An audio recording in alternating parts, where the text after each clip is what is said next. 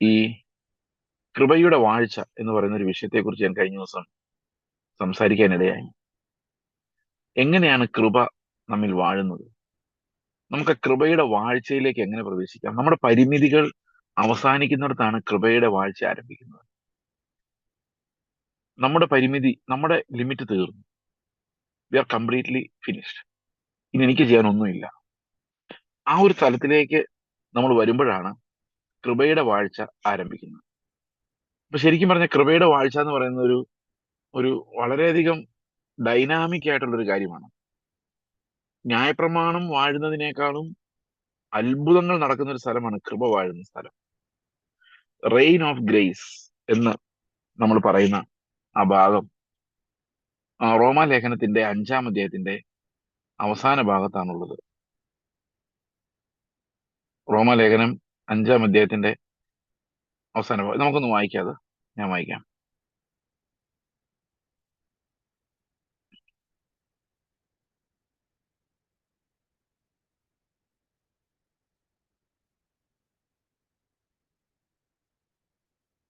പാപം മരണത്താൽ വാണതുപോലെ കൃപയും നമ്മുടെ കർത്താവായ യേശുക്രിസ്തു മുഖാന്തരം നീതിയാൽ നിത്യജീവനായി വാഴേണ്ടതിന് തന്നെ. ഇപ്പൊ പല ആൾക്കാരും എന്നോട് ചോദിക്കുന്ന ഒരു ചോദ്യമാണ്, രക്ഷ നഷ്ടപ്പെട്ടു പോകുമോ ഇല്ലയോ എന്നുള്ളൊരു ചോദ്യം. നിങ്ങളും ആ ചോദ്യം പലതവണ കൺഫ്രണ്ട് ചെയ്തിട്ടുണ്ടാവും. പലപ്പോഴും ആൾക്കാർ രക്ഷ നഷ്ടപ്പെട്ടു പോകില്ല എന്ന് പറയുമ്പോൾ അതിനകത്തൊരു ഒരു അപര്യാപ്തതയുണ്ട്. ആ അപര്യാപ്തത എന്താണെന്ന് വെച്ച് കഴിഞ്ഞാൽ, രക്ഷിക്കപ്പെട്ടു കഴിഞ്ഞാൽ പിന്നെ എങ്ങനെ ജീവിച്ചാലും രക്ഷ നഷ്ടപ്പെട്ടു പോവുകയില്ല എന്ന് പറഞ്ഞാൽ that becomes a licence to sin എന്ന് പല ആൾക്കാരും, നല്ല മനുഷ്യര്, നീതിമാന്മാരായ മനുഷ്യര് തെറ്റിദ്ധരിക്കുന്ന ഒരു സാഹചര്യമുണ്ട്. അപ്പോൾ ഇവിടെ പറയുന്ന കൃപയുടെ വാഴ്ച എങ്ങനെയാണ് എന്ന് നമുക്കൊന്ന് ശ്രദ്ധിക്കാം. അതായത് എപ്പോഴാണ് രക്ഷ നഷ്ടപ്പെട്ടു പോവുകയില്ല എന്നൊരു ഡോക്ട്രിൻ ആയിട്ട് നമ്മൾ പറയുന്നത്, അവിടെ പ്രശ്നങ്ങളുണ്ട്. പ്രശ്നം എന്താണെന്ന് വെച്ച് കഴിഞ്ഞാൽ, ഞാൻ രക്ഷിക്കപ്പെട്ടതാണെന്ന് ഫോൾസ് ആയിട്ട്, തെറ്റായിട്ട് അസ്യൂം ചെയ്യുന്ന ആളുകൾ ഇതൊരിക്കലും പോവുകയില്ല എന്ന് വിചാരിച്ച് ഒരിക്കലും രക്ഷിക്കപ്പെടാതിരിക്കാം. അല്ലെങ്കിൽ ഒരിക്കലും മാനസാന്തരം പോലും വരാതിരിക്കാം. കാരണം people can take the whole thing in a casual way. അത് ഉപദേശം വെറും ബുദ്ധി കൊണ്ട് മാത്രം പഠിക്കുമ്പോൾ ഉണ്ടാകുന്ന ഒരു പ്രോബ്ലമാണ്. എന്നാൽ എങ്ങനെയാണ് നമ്മൾ ഉറപ്പായ ഒരു രക്ഷയുടെ പിന്നാലെ പോകുന്നത്? ഉറപ്പില്ലാത്തതിന്റെ ഒരു പിന്നാലെ നമ്മൾ പോയിട്ട് എന്താ കാര്യം? ഉറപ്പുള്ള ഒരു രക്ഷയുടെ പിന്നാലെ നമ്മൾ എങ്ങനെയാണ് പോകുന്നതെന്ന് ചോദിച്ചു കഴിഞ്ഞാൽ, അത് ക്രിസ്തുവിന്റെ നീതി കാരണമാണ്. It is because of the righteousness of Christ. ഈ യേശുക്രിസ്തുവിന്റെ നീതി എന്നൊരു വിഷയം ഇവിടെ ഇല്ലായിരുന്നുവെങ്കിൽ തീർച്ചയായിട്ടും നമുക്ക് ഈ കൃപയുടെ വാഴ്ചയിലേക്ക് പോകേണ്ട ഒരു കാര്യം ഉണ്ടാകുമായിരുന്നില്ല. നമ്മൾ തന്നെ വാണാൽ മതിയായിരുന്നു. ഞാൻ അതൊന്ന് വിശദീകരിക്കാൻ ശ്രമിക്കാം. ഞാൻ പണ്ട് ചെയ്തിട്ടുള്ള ഒരു കാര്യമാണ്. ഇന്നലെ സംസാരിച്ചപ്പോൾ അത് എക്സ്പ്ലെയിൻ ചെയ്യാൻ ഇത്തിരി ബുദ്ധിമുട്ടായിരുന്നു. ഞാനത് നിങ്ങളുടെ മുമ്പിൽ ഒരു പിക്ചറായിട്ട് കാണിക്കാൻ പറ്റുമോ ഞാൻ നോക്കുകയാണ്.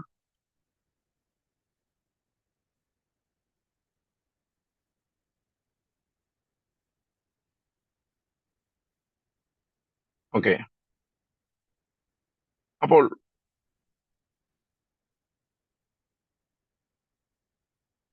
ഒരു മിനിറ്റ്.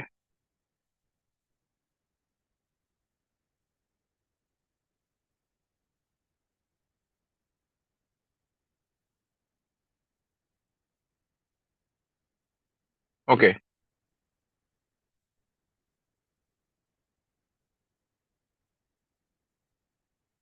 ഞാൻ കേൾക്കാമോ? കേൾക്കാൻ പറ്റുന്നുണ്ടോ? കേക്കാം. ഓക്കെ, അപ്പോൾ ഞാൻ ഇവിടെ ഒരു ഞാൻ പണ്ട് വരച്ചതുപോലെ ഞാൻ ഇവിടെ ഒരു വര വരയ്ക്കുകയാണ്. ഈ വര സമൂഹത്തിന്റെ നീതി എന്ന് നമ്മൾ വിചാരിക്കുന്നു. ഓക്കെ, അതായത് ഈ ലോകത്ത് നല്ലവർ ജീവിക്കുന്ന രീതി. ഇനി ഇതിന്റെ മുകളിൽ കുറച്ചുകൂടെ നന്നായിട്ട് നമ്മുടെ സഭയുടെ ഒരു റൈച്ചസ്നെസ്, അത് നമ്മൾ ഈ ഭാഗത്തായിട്ട് വരയ്ക്കുന്നു. ഇതെല്ലാം വരച്ച് വെച്ചേക്കാണ്. ഓക്കെ,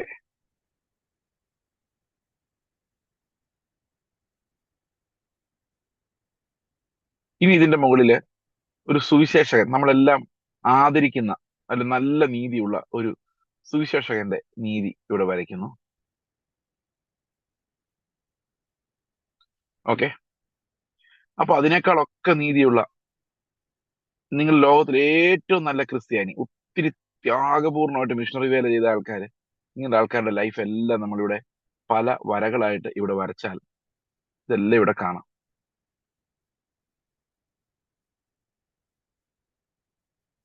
ഇവരുടെ എല്ലാം ജീവിതം നമ്മൾ നോക്കുകയാണെങ്കിൽ ഇപ്പം അതെല്ലാം നമുക്കൊരു എക്സാമ്പിൾ ആയിട്ട് തോന്നും. ഇപ്പൊ ഞാൻ ഈ ഏറ്റവും താഴത്തെ വരയിലാണ് നിൽക്കുന്നതെങ്കിൽ,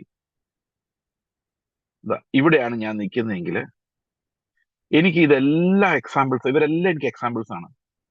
എനിക്ക് അവരോട് എല്ലാം ബഹുമാനമുണ്ട്, ആദരവുണ്ട്. ഇവരെന്നെ വഴക്ക് പറയുകയും ചെയ്യും, നീ എന്താടാ ഇത്രയും വരാത്തത്, നീ എന്താ ഇപ്പൊ ഇങ്ങനെ, ഇത്രയും മതിയോ? അപ്പൊ ഈ ലെവലിൽ നിൽക്കുന്നയാളുടെ ചിന്ത എന്താണെന്നറിയോ? എന്നെ പോലെ ആകാത്ത ഇവരൊക്കെ എങ്ങനെ സ്വർഗത്തിൽ പോകുന്നതാണ്. അപ്പോ ഓരോ ലെവൽ നീതിയിലേക്ക് നമ്മൾ ചെല്ലുമ്പോൾ നമ്മുടെ ചിന്ത എന്താണെന്ന് വെച്ച് കഴിഞ്ഞാൽ അടുത്ത ലെവലിലേക്ക് എത്തണം. അവര് ഭയങ്കര വിശുദ്ധന്മാരായ ആൾക്കാരാണ്. അപ്പൊ വിശുദ്ധരായ ആൾക്കാരോട് നമുക്കൊരു ബഹുമാനമാണ്. ഓ, ചേസ് ബ്രദറൊക്കെ 4-ാമത്തെ വരലായിരിക്കും, അല്ല 5-ാമത്തെ വരലായിരിക്കും, അവിടെ എത്തണം. അപ്പൊ ഞാൻ നീതി പ്രസംഗിക്കുക. ഞാൻ എന്താ പ്രസംഗിക്കുന്നറിയോ? നിങ്ങൾ എന്താണ് ഇങ്ങനെ ചെയ്യാത്തത്? ഞാൻ ഇങ്ങനെയൊക്കെ ചെയ്യുന്നുണ്ടല്ലോ. അപ്പൊ ഞാൻ നിങ്ങളോട് പറയുന്നത് എന്താണെന്ന് വെച്ച് കഴിഞ്ഞാൽ ഈ വരയിൽ കയറി സ്വർഗത്തിൽ പോകാനാ. അതായത് ഈ ഒരു നീതിയുടെ വരയിലേക്ക് നിങ്ങൾ കയറിയിട്ട് നിങ്ങൾ സ്വർഗത്തിൽ പോകും. സ്വർഗത്തിൽ പോകണമെങ്കിൽ നിങ്ങൾ ഞാൻ നിൽക്കുന്ന വരയിൽ വരണം. ഇനി നോക്കിക്കേ, എല്ലാ നീതി പ്രസംഗം ഇങ്ങനെയാ വരുന്നത്. വിശ്വാസം പ്ലസ് പ്രവൃത്തി എന്ന് പറയുമ്പം ഈ ഏതെങ്കിലും ഒരു വരയാണെങ്കിൽ മാത്രമേ വിശ്വാസം പ്ലസ് പ്രവൃത്തി പറയാൻ പറ്റുള്ളൂ. ഇതിൽ ഏതെങ്കിലും ഒരു നീതി നമ്മൾ നേടിയാൽ മതിയെങ്കിൽ ഓക്കെ, വിശ്വാസം പ്ലസ് പ്രവൃത്തിയാണ്. പക്ഷെ അതൊന്നും പോരാ എന്നുള്ളതാണ് നമ്മുടെ പ്രശ്നം. അതുകൊണ്ടാണ് ഈ ഒരു വരയിലും നമുക്ക് ദൈവത്തെ തൃപ്തിപ്പെടുന്ന ഒരു നീതിയില്ല. ദൈവത്തിന് ഫലം കൊടുക്കുമാറ് അതില്ല. ഈ ദൈവത്തിന് മുമ്പിൽ സ്വർഗം പോലും നിർമ്മലമല്ലാത്തതുകൊണ്ട് ക്രിസ്തുവിന് താഴെയുള്ള ഒരു നീതിയും ദൈവം ഒരിക്കലും സമ്മതിക്കാത്തത് കൊണ്ട് നമ്മൾ ഏത് മനുഷ്യൻ അച്ചീവ് ചെയ്യുന്നതും ദൈവത്തിനൊന്നുമല്ല. അപ്പൊ നമ്മുടെ ലക്ഷ്യം യേശുക്രിസ്തു ആണ് എന്ന് വന്നു കഴിയുമ്പോഴേക്കും ഈ ഒരു നീതി കൊണ്ടും നമ്മൾ തൃപ്തരാകാത്ത ആ ഒരു ദാഹം, നീതിക്ക് വേണ്ടിയുള്ള വിശപ്പും ദാഹവും, യേശുക്രിസ്തുവിനെ പോലെ ആകാനുള്ള വിശപ്പും ദാഹവും, ആ പ്രത്യാശ നമ്മുടെ ഉള്ളിലേക്ക് വന്നു കഴിയുമ്പോൾ അത് നമ്മൾ വിശുദ്ധീകരണത്തിലേക്ക് നയിക്കുന്ന വലിയൊരു ഫോഴ്സാണ് നമ്മുടെ ഉള്ളിൽ വർക്ക് ചെയ്യുന്നത്. When we are born again, the only thing we want is to become like Christ. അപ്പൊ നമ്മൾ ഈ 4-ാമത്തെ വരയിലും 5-ാമത്തെ വരയിലൊക്കെ കയറി നിൽക്കുന്ന ആളെ കണ്ട് അന്തം വിട്ട് നിൽക്കുകയാണ്. പക്ഷെ കർത്താവ് ഇതിനേക്കാളൊക്കെ ഉന്നതമായൊരു നീതി വെളിപ്പെടുത്തിയിരുന്നെന്നും ആ നീതി മനുഷ്യനെ കൊണ്ട് സാധിക്കില്ലെന്നും നമ്മൾ എവിടെ മനസ്സിലാക്കുന്നോ അവിടെയാണ് കൃപയുടെ വാഴ്ചയിലേക്ക് നമ്മൾ പ്രവേശിക്കുന്നത്.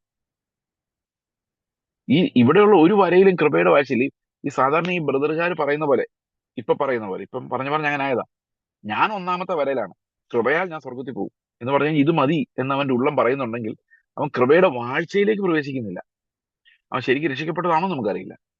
ഒത്തിരി ഫാൾസ് സാൽവേഷൻ എക്സ്പീരിയൻസസ് ഇതിനിടയിലെല്ലാം വരുന്നുണ്ട്. അപ്പൊ കൃപ വാഴുന്ന എവിടെയാണ്? എന്റെ പരിമിതികൾ, എന്റെ ബലഹീനതകൾ വെളിപ്പെട്ട് വരുന്നിടത്താണ് കൃപ വാഴുന്നത്. ഞാൻ എവിടെ ബലഹീനനായിരിക്കുന്നു അവിടെ ദൈവത്തിന്റെ കൃപ. അപ്പൊ ദൈവത്തിന്റെ കൃപ എന്ത് ചെയ്യുന്നു? എന്നെ ഈ ഒരു വരയിലുമല്ല നിർത്തുന്നത്, എന്റെ ഹൃദയത്തെ, എന്റെ വിശ്വാസത്തെ ഏറ്റവും ഉന്നതമായ ക്രിസ്തുവിന്റെ നീതിയിലേക്ക് പ്രവേശിപ്പിക്കുന്നു എന്നുള്ളതാണ്. അത് എനിക്ക് അർഹതയില്ലാത്ത സ്ഥാനത്ത് ലഭിക്കുന്നതാണ്. ഇപ്പൊ രജീഷിന്റെ എക്സാമ്പിൾ നമ്മൾ പറഞ്ഞു, രജീഷിന്റെ സ്വഭാവം അല്ലത്, അത് യേശുക്രിസ്തു അവനിൽ വസിച്ചത് കൊണ്ട് സംഭവിച്ചതാണ്. ആ നീതി ദാനമാണ്, ആ നീതി ദാനമായി ലഭിച്ചാണ്, കൃപയാണ്, അതൊരാളുടെ മെറിറ്റ് അല്ല. അപ്പൊ കൃപയുടെ വാഴ്ച എന്ന് പറയുമ്പോൾ എന്റെ പരിമിതിക്ക് അപ്പുറത്തേക്ക് ക്രിസ്തുവിന്റെ നീതിയിലേക്ക് ഞാൻ നോക്കുന്നത് കൊണ്ടാണ് ഞാൻ ആ കൃപയുടെ വാഴ്ചയിലേക്ക് പ്രവേശിക്കുന്നത്. അവിടെ കൃപയാണ് വാഴുന്നത്. അപ്പൊ യഥാർത്ഥ അധികാരി അവിടെ കൃപയാണ്. യഥാർത്ഥ അധികാരി ആരാണ്? യഥാർത്ഥ അധികാരി കൃപയാണ്. കൃപയാണ് എന്നെ നടത്തുന്നത്, കൃപയാണ് എന്നെ നീതിമാൻ എന്ന് പ്രഖ്യാപിക്കുന്നത്. അത് ഈ ഒരു വരയിൽ നിൽക്കുന്ന കാര്യമല്ല. അപ്പോൾ എന്തുകൊണ്ടാണ് ഈ മോറൽ ടീച്ചിങ്, ധർമ്മോപദേശത്തിന്റെ കുഴപ്പമെന്ന് വെച്ച് കഴിഞ്ഞാൽ അത് സ്വർഗത്തിലേക്ക് പോകാനുള്ള വഴി തെറ്റായിട്ട് നിർവചിക്കുകയാണ്. ഓക്കെ, ഇപ്പോ 4-ാമത്തെ വരയിൽ കയറി നിൽക്കുന്ന ഞാൻ നിങ്ങളോടെല്ലാം എന്റെ ജീവിതം പ്രസന്റ് ചെയ്യണം. ഞാൻ എങ്ങനെയാണ് ഈ 4-ാമത്തെ വരയിലെത്തിയത് നിങ്ങൾക്ക് അറിയാമോ? നിങ്ങൾക്ക് എന്നെ പോലെ ആകണ്ടേ? നിങ്ങൾ ഇങ്ങനെയൊക്കെ ചെയ്താൽ എന്നെ പോലെ ആകും. എന്നെ പോലെ ആകും ഞാൻ തുറന്നു പറയുന്നില്ല. പക്ഷെ ഞാൻ ജീവിക്കുന്നതാണ് ഞാൻ പ്രസംഗിക്കുന്നത്. അതായത് എന്റെ റൈച്ചസ്നെസ് ആണ് ആ പ്രസംഗമായിട്ട് വരുന്നത്. എന്റെ അനുസരണമാണ് നിങ്ങളുടെ മുമ്പിൽ മാതൃകയായിട്ട് വെക്കുന്നത്. എന്നിട്ട് പറയാ, അനുസരിക്കാൻ നടക്കുന്നവനൊക്കെ സ്വർഗത്തിൽ പോവുമോ എന്ന് ചോദിച്ചു കഴിയുമ്പോഴേക്കും പുള്ളി തന്നെയാണ് ഇതിന്റെ, ഇവിടെ എല്ലാം മനുഷ്യന്റെ ഗ്ലോറിയാണ്. Man is claiming God's glory. അവൻ നീതിമാനെന്ന് സ്വയം അവതരിക്കുകയാണ് ചെയ്യുന്നത്. എന്നാൽ ഇവരാരും യേശുക്രിസ്തുവിന്റെ നീതിയിലേക്ക് നോക്കുന്നത് പോലുമില്ല. അപ്പൊ കൃപയുടെ വാഴ്ച എന്ന് പറയുന്നത് ശരിക്കും പറഞ്ഞു കഴിഞ്ഞാൽ ക്രിസ്തു നമ്മിൽ വസിക്കുന്നു എന്നുള്ളതാണ്. ആ യേശു ക്രിസ്തു എന്റെ നീതിയായി മാറുമ്പോഴാണ് അതിനെ കൃപയുടെ വാഴ്ച എന്ന് നമ്മൾ പറയുന്നത്. അപ്പോൾ ഈ കൃപയുടെ വാഴ്ചയിലേക്ക് പ്രവേശിക്കുന്ന ഒരാള് തീർച്ചയായിട്ടും മെറിറ്റിലേക്ക് നോക്കുന്നതേ ഇല്ല. എബ്രഹാമിനെ പോലെയാണ്. എന്റെ കഴിവിലേക്ക് നോക്കുന്നില്ല, എന്റെ മുൻപിൽ എന്താ വെച്ചിരിക്കുന്നെന്നുള്ള ആ ഒരു വലിയ പ്രത്യാശയിലേക്ക് മാത്രമാണ് നോക്കുന്നത്. ദൈവത്തിന്റെ വാഗ്ദത്തത്തിലേക്ക് മാത്രമാണ് നോക്കുന്നത്. സ്വയം അപര്യാപ്തതകളിലേക്ക് നോക്കുന്നില്ല. എനിക്ക് തോന്നുന്നില്ല രജീഷ് എപ്പോഴെങ്കിലും ചിന്തിച്ചു, അയ്യോ ഞാൻ കിടപ്പിലാണല്ലോ, എന്റെ സ്ഥിതി ഇതാണല്ലോ എന്ന് ചിന്തിച്ചെന്ന് എനിക്ക് തോന്നുന്നില്ല. അങ്ങനെ പുള്ളി ചിന്തിച്ചതേ ഇല്ല. അത് വലിയൊരു ഭാഗ്യമായിട്ടാണ് അദ്ദേഹം കണ്ടത്. കാരണം you was only looking at Christ. ഇത് ഫെയ്ത്തിന്റെ ബ്യൂട്ടിയാണ് നമ്മൾ കാണുന്നത്. Only looking at the promises, he was not looking at his own ability. ഒന്നും പുള്ളിക്കൊരു പ്രശ്നമേ ആയിരുന്നില്ല.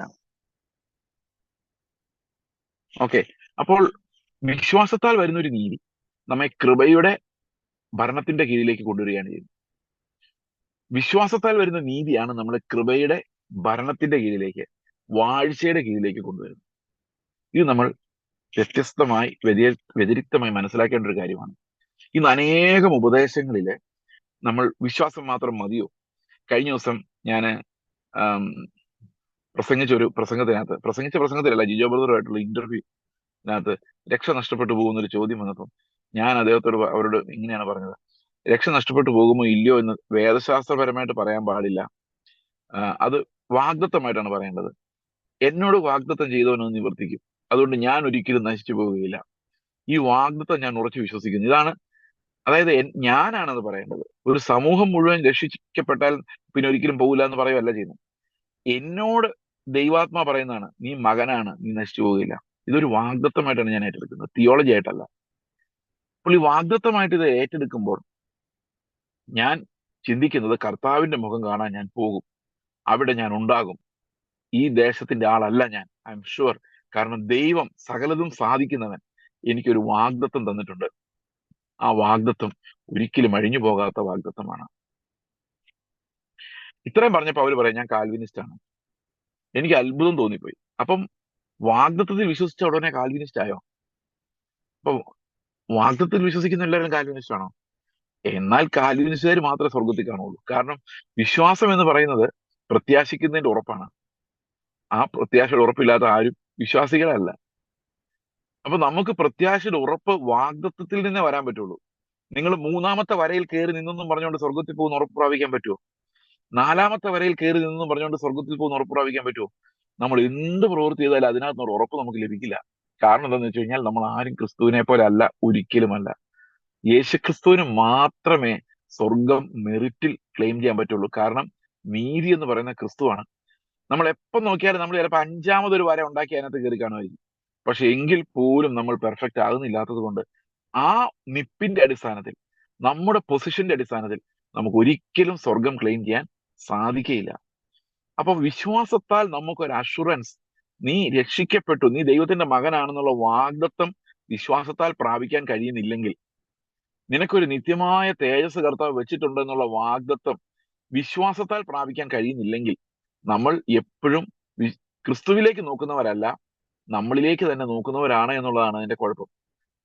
പ്രിയ സഹോദരങ്ങളെ, നിങ്ങളൊരു കാൽവിനിസ്റ്റ് ആയാലും അർമീനിയൻ ആയാലും ആരായാലും വിശ്വാസം എന്ന് പറയുന്നത് എന്താ നമ്മളോട് പറയുന്നത്? നീ ഒരിക്കലും നശിച്ചു പോവുകയില്ല.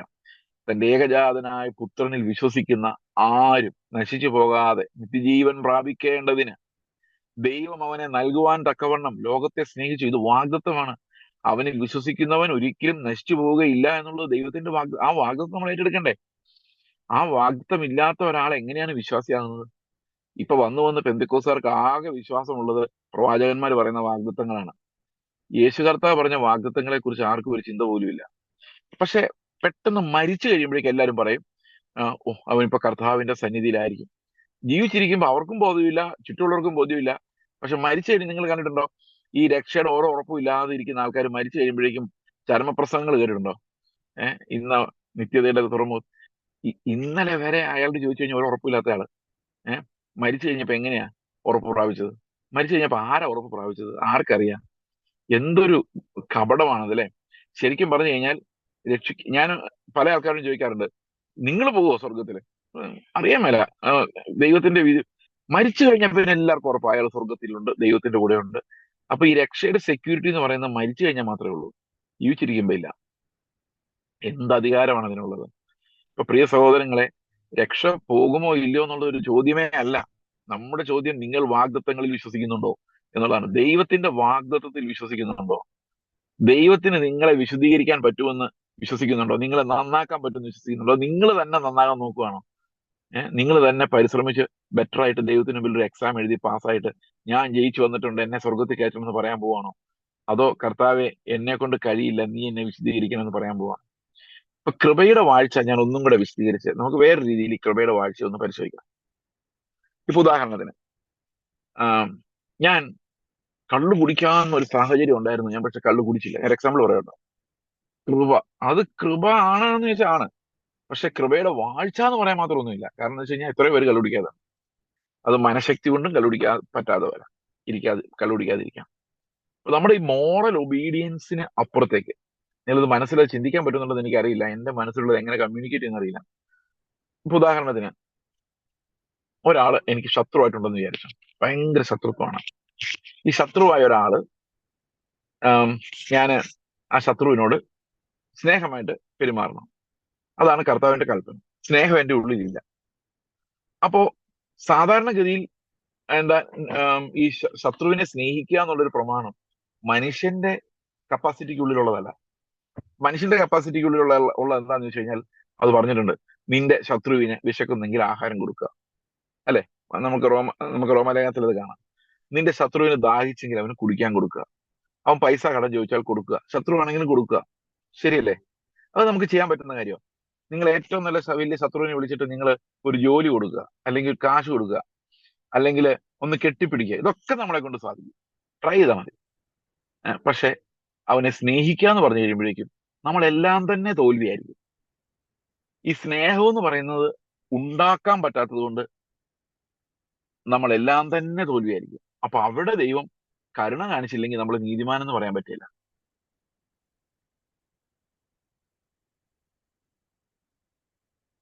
അപ്പൊ അവിടെ അവിടെ നമ്മൾ കാണേണ്ട ഒരു കാര്യം, നമ്മൾ കൃപ ഞാൻ ആയില്ല ആയില്ല എന്ന് പറയുന്നത് എവിടെയാണെന്നറിയോ? യേശുക്രിസ്തുവുമായിട്ട് താരതമ്യപ്പെടുത്തില്ല ഞാൻ ആയില്ല ആയില്ല എന്ന് പറയുന്നത്. അല്ലാതെ ചുമ്മാ കസേര കിടന്നിട്ട് കൃപയാന്ന് പറയാൻ പറ്റത്തില്ല. ശരിക്കും പറഞ്ഞാൽ കൃപയുടെ വാഴ്ച നമ്മൾ അനുഭവിക്കണമെങ്കിൽ യേശുക്രിസ്തു നമുക്ക് ലക്ഷ്യമായി മാറുകയും ആ ലക്ഷ്യം ആയില്ല, നമുക്കറിയാലോ, ഉറപ്പായിട്ടും ആയില്ല. അപ്പൊ നമ്മൾ പൂർണ്ണമായിട്ടും കൃപയാലാണ്. മനസ്സിലാവുന്നുണ്ട് ഞാൻ പറയുന്ന പോയിന്റ്? അതായത് നമ്മുടെ സാമാന്യ ജീവിതത്തിലല്ല ആ സ്ട്രഗിൾ കിടക്കുന്നത്, ക്രിസ്തുവിന്റെ ലൈഫിലാണ് ആ സ്ട്രഗിൾ കിടക്കുന്നത്. ആ കൃപയുടെ വാഴ്ച എന്ന് പറയുന്നത് നമ്മൾ നന്മതിന്മകളിലൂടെ നമ്മൾ നടപ്പാക്കുന്ന മോറൽ ലൈഫിനെ സംബന്ധിക്കുന്നതല്ല, ആത്മാവിനാൽ നടക്കുന്ന ക്രിസ്തുവിന്റെ ജീവനെ സംബന്ധിക്കുന്നതാണ്. അപ്പോൾ അവിടെ നമുക്ക് ക്രിസ്തുവിന്റെ ജീവനാണ് ലക്ഷ്യമെങ്കിൽ നമ്മൾ ഒരിക്കലും ഈ ഓട്ടം തീരുന്നില്ല, ഒരിക്കലും നമുക്ക് തൃപ്തിയാകുന്നില്ല, ഒരു വരയിലും നമ്മൾ റെസ്റ്റ് ചെയ്യുന്നില്ല. നമ്മൾ എപ്പോഴും കൃപ കൃപ എന്ന് പറഞ്ഞുകൊണ്ടിരിക്കും. കാരണം നമ്മുടെ ലക്ഷ്യം എന്താണ്? നമുക്ക് പറ്റാത്ത ഒരു തലമാണ്. നമുക്ക് പറ്റാത്ത ഒരു തലത്തിൽ രക്ഷ അനുഭവിക്കുമ്പം നമ്മൾ മനസ്സിലാക്കേണ്ട ഒരു കാര്യം, അവിടെയാണ് കൃപയുടെ വാഴ്ച നമ്മൾ അനുഭവിക്കുന്നത്. നമ്മൾ പരാജയപ്പെട്ടാലും കുഴപ്പമില്ല. അപ്പൊ അതാ ഇപ്പൊ ആൾക്കാർ തെറ്റിദ്ധരിക്കുക, അതാണ് പ്രശ്നം. പരാജയപ്പെട്ടാലും കുഴപ്പമില്ലെന്ന് പറയുന്നത് എവിടെയാ? ഏഹ് വ്യഭിചാരം ചെയ്യരുത് എന്ന് പറഞ്ഞ കൽപ്പന അനുസരിക്കുന്നതിൽ പരാജയപ്പെട്ടാൽ നല്ല. ശരിക്കും പരാജയപ്പെട്ടാലും കുഴപ്പമില്ല എന്ന് പറയുന്നത് അതിന്റെ സ്പിരിച്വൽ എക്സിക്യൂഷനിലാണ്. അതായത് ഈ സ്പിരിച്വൽ എക്സിക്യൂഷൻ, അതായത് യേശു ക്രിസ്തുവിന്റെ മനസ്സോടെ, ഇപ്പൊ സകല മനുഷ്യരെയും യേശു ക്രിസ്തുവിന്റെ മനസ്സോടെ നോക്കുക. സകല മനുഷ്യരെയും യേശു ക്രിസ്തുവിന്റെ മനസ്സോടെ, ഇപ്പൊ യേശു കർത്താവ് എങ്ങനെ നോക്കുമോ അതേ മനസ്സോടെ നോക്കുക. നടക്കുന്ന കാര്യമാണോ? എനിക്ക് തോന്നുന്നില്ല. നമ്മൾ കോൺഷ്യസ് ആയിട്ട് പിടിച്ചു വെച്ച് നോക്കിയാൽ ചിലപ്പോൾ നോക്കും. നമ്മുടെ ആ ഒരു കഠിനാധ്വാനം പോയിട്ട് ഇത്തിരി റിലാക്സ് ചെയ്ത് കഴിഞ്ഞാൽ നമ്മൾ നോർമൽ മനുഷ്യനായിട്ട് മാറും. എന്റെ അനുഭവം കേട്ടോ, നിങ്ങളൊക്കെ ചിലപ്പോൾ ഇങ്ങനൊന്നും ആയിരിക്കില്ല. ഞാനിപ്പോ യേശുക്രിസ്തുവിനെ പോലെ ഒരാളെ നോക്കണമെങ്കിൽ ഞാൻ തീരുമാനിച്ചിട്ട് യേശുക്രിസ്തുവിനെ പോലെ നോക്കുക, അങ്ങനെയൊക്കെ നോക്കി പ്രവൃത്തി കൊണ്ട് ട്രൈ ചെയ്യുക. പക്ഷെ അതങ്ങ് മറന്നുപോയി കഴിഞ്ഞാൽ നമ്മൾ നോർമലായിട്ട് വരും, നോർമൽ മനുഷ്യനെ പോലെ ആയി പോകും. അപ്പൊ ശരിക്കും പറഞ്ഞു കഴിഞ്ഞാൽ പ്രിയ സഹോദരങ്ങളെ, എത്ര കാലം കഴിഞ്ഞ് നമ്മൾ നമ്മളെ പരിശോധിച്ചാലും നമ്മൾ അപര്യാപ്തതയുള്ളവരായിട്ടാണ് കാണുന്നത്. ആ അപര്യാപ്തത എന്റെ മുമ്പിൽ ക്യാമറ ഇരിക്കുന്ന തുറന്നു വെച്ചിരിക്കുന്ന ആൾക്കാരെ വെച്ച് ഞാൻ പറയാം, ബിജു ബ്രദറോ അല്ലെങ്കിൽ ജോർജ് ബ്രദറോ ജിജി സിസ്റ്ററോ, ഇവരെല്ലാം ശശികുമാർ ബ്രദറൊക്കെ ഇവിടെ ഇരിപ്പുണ്ട്. ഇവരെ നോക്കി, ഇവരെയൊക്കെ നോക്കുമ്പോൾ ഞാൻ അത്ര മോശമൊന്നുമല്ല, ഇവരെ പോലെയൊക്കെ തന്നെയാ. ഇവര് ചിലപ്പോൾ എന്നെക്കാൾ ഇത്തിരി ബെറ്റർ ആയിരിക്കും, അത്രയൊക്കെ ഉള്ളൂ. എനിക്കതൊക്കെ വേണമെങ്കിൽ ശാരീരികമായിട്ട് പ്രവർത്തിക്കുക, നടന്നും കൃപ വാഴേണ്ട കാര്യമില്ല. ഞാൻ ജസ്റ്റ് ഒന്നങ്ങ് കുറച്ചുകൂടെ, ഞാൻ അങ്ങനെ പണ്ട് ശ്രമിച്ചിട്ടുണ്ട്. ഞാനൊരു അപ്പച്ചന്റെ കഥ എപ്പോഴും പറയാറുന്നല്ലോ. ഈ അപ്പച്ചൻ എല്ലാവരെയും കാണുമ്പോൾ ഭയങ്കര വിനയവും സ്നേഹമായിട്ട് പെരുമാറുന്നുണ്ട്. ഞാൻ പരിശ്രമിച്ചിട്ടുണ്ട് കേട്ടോ. ഞാൻ അതുപോലെയൊക്കെ രണ്ട് കൈ കൊണ്ടും വണങ്ങി സംസാരിക്കാനും ഷെയ്ക്കാൻ എടുക്കുമ്പോൾ രണ്ട് കൈ കൊണ്ടും കൊടുക്കാനൊക്കെ ഞാൻ ശ്രമിച്ചതാ. പക്ഷെ അധികം നാൾ നിന്നില്ല. അത് ഒരു മാസം കഴിഞ്ഞപ്പോഴേക്കും ഞാൻ മറന്നുപോയത്. അപ്പൊ ശരിക്കും പറഞ്ഞു കഴിഞ്ഞാൽ അവിടെ ഒന്നും കൃപയല്ല. കൃപ എന്ന് പറയുന്നത് യേശു ക്രിസ്തു ജീവിച്ച ആ ജീവൻ, ആ മനസ്സ് എനിക്ക് വരുന്നിടത്ത ആ ഒരു കർത്താവ് എന്റെ നീതിയായി വിശുദ്ധിയായി വരുന്ന സ്ഥലത്ത് ഞാൻ കൃപയല്ലാതെ വേറെ ഒരു വഴി എനിക്കില്ല. അവിടെയാണ് കൃപയുടെ വാഴ്ച. അത് എന്തുകൊണ്ട് നമുക്ക് മനസ്സിലാവുന്ന ചോദിച്ചു കഴിഞ്ഞാല്, അതിന് മുകളിൽ, ഈ വാക്യത്തിന്റെ മുകളിൽ പറയുന്നത് എന്താണെന്നറിയോ?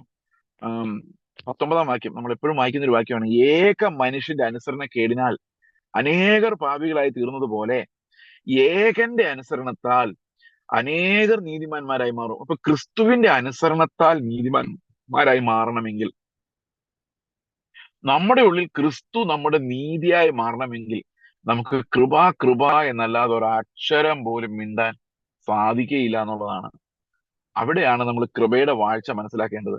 പ്രിയ സഹോദരങ്ങൾ, ഇതൊന്നും അറിയാതെ ഇന്ന് ഒത്തിരി പേര് അർമീനിയൻസ് ആണെന്നും പറഞ്ഞുകൊണ്ട് പെലേജിയൻസ് ആയിട്ട് നടക്കുന്നുണ്ട്. ഇത് എന്താണ് നമ്മൾ കൃത്യമായിട്ട് തിരിച്ചറിയണമെന്ന് ഞാൻ ആഗ്രഹിക്കുന്നു. അർമീനിയൻസ് ആണെന്നും പറഞ്ഞുകൊണ്ട് എങ്ങനെയാണ് ആളുകൾ പെലേജിയൻസ് ആയിട്ട് നടക്കുന്നത്? ഞാൻ അതിന്റെ ഒരു ചെറിയ എക്സാമ്പിൾ ആണ്. നിങ്ങൾക്ക് രണ്ടു വാക്ക് മനസ്സിലായി കാണുകയില്ല. ഇത് രണ്ടും ഒന്ന് എക്സ്പ്ലെയിൻ ചെയ്യാൻ ഞാൻ പരിശ്രമിക്കുകയാണ്. ഓക്കെ. കാൽവിനിസം എന്ന് പറയുന്നത് വിശ്വാസം ദൈവം തന്നു എന്നുള്ള വിശ്വാസം. ഈ കാൽവിൻ പറഞ്ഞ എല്ലാ കാര്യങ്ങളൊന്നും ശരിയല്ല കേട്ടോ. കാൽവിൻ 100 കാര്യങ്ങൾ പറഞ്ഞതിൽ നമുക്കൊരു 60 കാര്യവും തള്ളിക്കളയാൻ മാത്രമേ പറ്റുള്ളൂ. കാരണം പുള്ളി പറഞ്ഞ പല കാര്യങ്ങളും നമുക്കിന്ന് മോഡേൺ സമൂഹത്തിൽ മിണ്ടാൻ പോലും പറ്റാത്ത കാര്യങ്ങളാണ്. അതെന്താന്ന് ഞാൻ പറയുന്നില്ല. അപ്പോൾ റീഫോംഡ് തിയോളജി എന്ന് പറയുന്നത്, അങ്ങനെ പറയുന്നതായിരിക്കും ശരി. റീഫോംഡ് തിയോളജിയിൽ പറയുന്ന ഫെയ്ത്ത് എന്ന് പറയുന്നത് ദൈവത്തിന്റെ ദാനമാണ്. ഓക്കെ. ആ വിശ്വാസത്താലാണ് നമ്മൾ രക്ഷ പ്രാപിക്കുന്നത്. അപ്പൊ വിശ്വാസം എവിടെ നിന്ന് വരുന്നതാണ്? വിശ്വാസം ബോധ്യത്തിൽ നിന്ന് വരുന്നതാണ്. എനിക്ക് യേശുക്രിസ്തു എനിക്ക് വേണ്ടി മരിച്ചെന്ന് ബോധ്യം വരണം. ആ ബോധ്യം തരുന്ന ആത്മാവാണ്. ആ ബോധ്യത്തിൽ നിന്നാണ് വിശ്വാസം ഉണ്ടാകുന്നത്. അപ്പം faith comes from God himself. അപ്പൊ രക്ഷ എന്നെ ദൈവം രക്ഷിക്കുന്നതാണ്, വിശ്വാസം എനിക്ക് ദൈവമാണ് തരുന്നത്. അപ്പൊ വിശ്വാസത്തിലൂടെയാണ് നീതീകരണം, വിശ്വാസത്തിലൂടെ മാത്രമാണ് വിശുദ്ധീകരണം. ഇതാണ് റീഫോംഡ് തിയോളജി എന്ന് പറയുന്നത്. ഓക്കെ. അപ്പൊ ദൈവം തന്ന വിശ്വാസം ദൈവം തിരിച്ചെടുക്കുന്നില്ല, അതുകൊണ്ട് അയാൾ ഒരിക്കലും നഷ്ടപ്പെട്ടു പോകുന്നില്ല. ഇനി ദൈവം തിരിച്ചെടുത്തു കഴിഞ്ഞാൽ പിന്നെ നമ്മളെ കുറ്റം പറയാൻ പറ്റില്ലല്ലോ, കുറ്റം പറയാൻ പറ്റത്തില്ല. അപ്പൊ ദൈവം തരുന്ന വിശ്വാസം ദൈവം നാളെ തിരിച്ചെടുത്തു കഴിഞ്ഞാൽ നമ്മുടെ പോയില്ലേ? ദൈവം അത് ഒരിക്കലും തിരിച്ചെടുക്കുന്നില്ല. സോ നമ്മുടെ രക്ഷ ഒരിക്കലും പോകുന്നില്ല.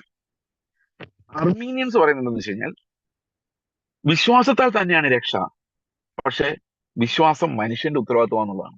അവിടെ ഒരു വലിയൊരു പ്രോബ്ലം ഉള്ളത് ഈ ബോധ്യം ആര് തരും എന്നുള്ളതാണ്. ബോധ്യമില്ലാതെ എങ്ങനെ വിശ്വസിക്കും? എനിക്ക് ബോധ്യമില്ലാത്ത ഒരു കാര്യം ഞാൻ തീരുമാനം എടുത്ത് വിശ്വസിക്കാൻ പറ്റുമോ?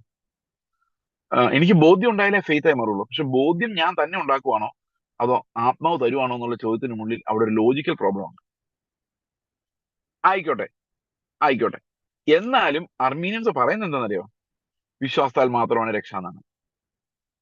ഈ വിശ്വാസത്താൽ മാത്രം, ഫെയ്ത്ത് എലോൺ എന്ന് തന്നെയാണ് അവരും പറയുന്നത്. പക്ഷേ ആ ഫെയ്ത്ത് നമ്മുടെയാണ്. അതിനകത്തും വർക്കില്ല, മനുഷ്യന്റെ വർക്കില്ല.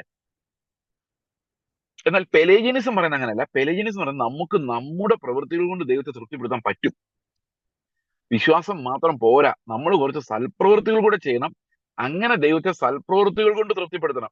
അപ്പൊ നമ്മൾ ചോദിക്കും, ദൈവത്തിന്റെ നീതി മതിയോ? വേണ്ടേ?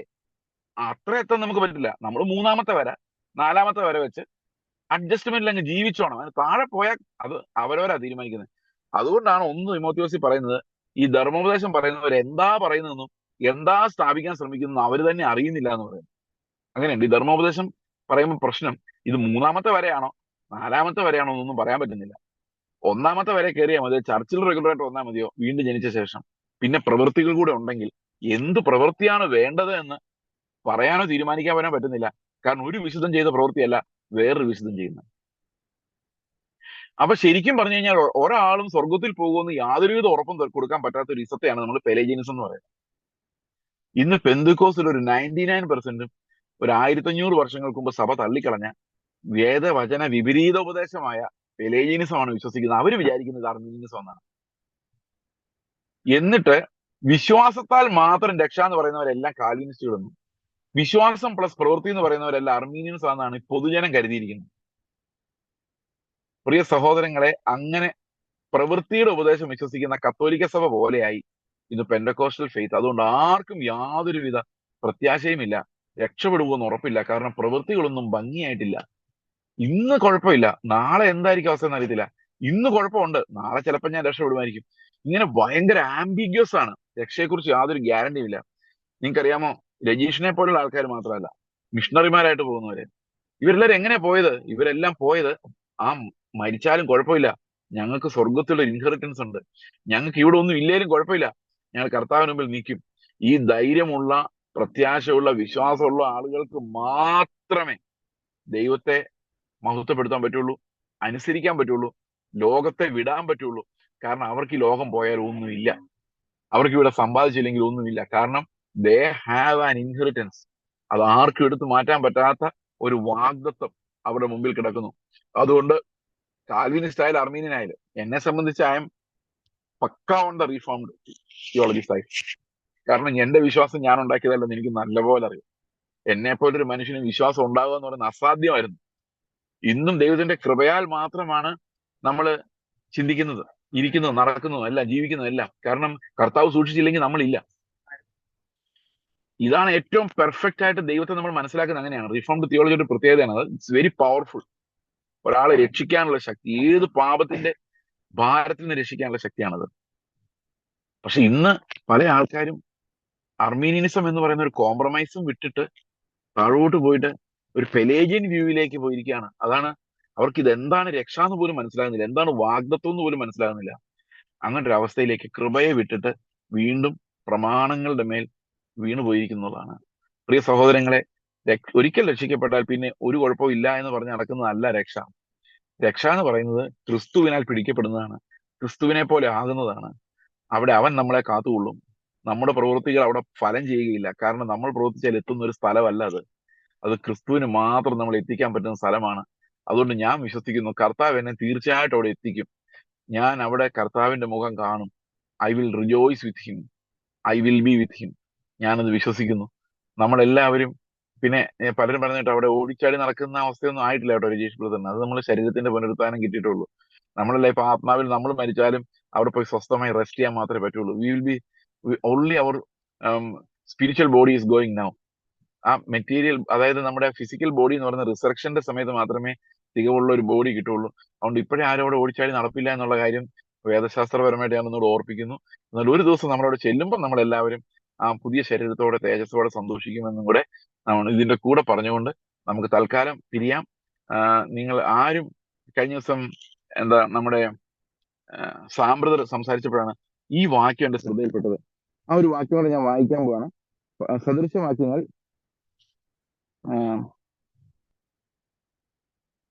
ഒരു മിനിറ്റ്,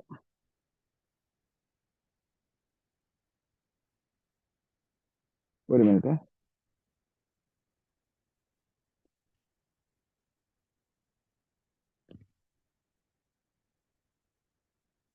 ഓക്കെ, സദൃശവാക്യങ്ങൾ 19:27.